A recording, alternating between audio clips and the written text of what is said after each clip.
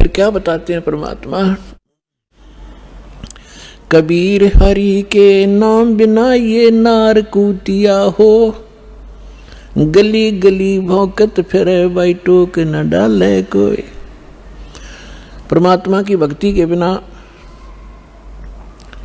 राजा की रानी भी कहते हैं कुतिया की योनि प्राप्त करती है।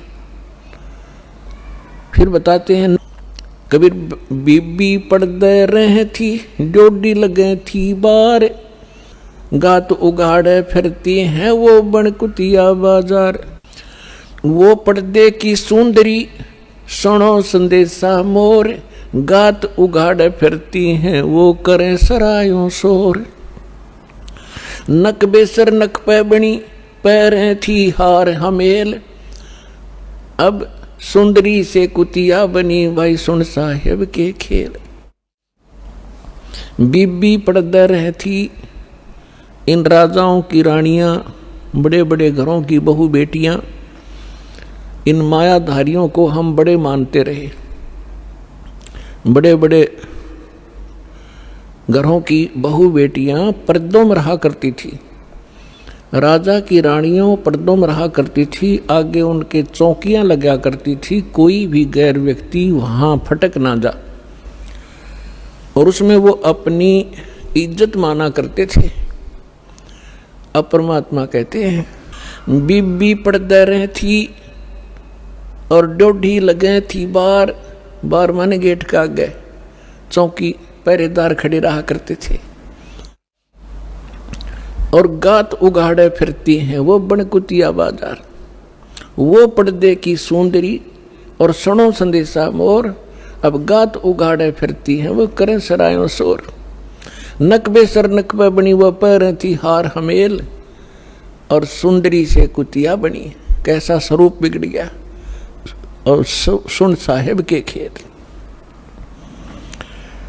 अपने आत्मा ये बातें कोई कहने और सुनने तक सीमित नहीं रखनी है, इनको अपने हृदय में जचाना है और इस पे बहुत विवेचन करना है। परमात्मा ने ये शब्द क्यों कहे?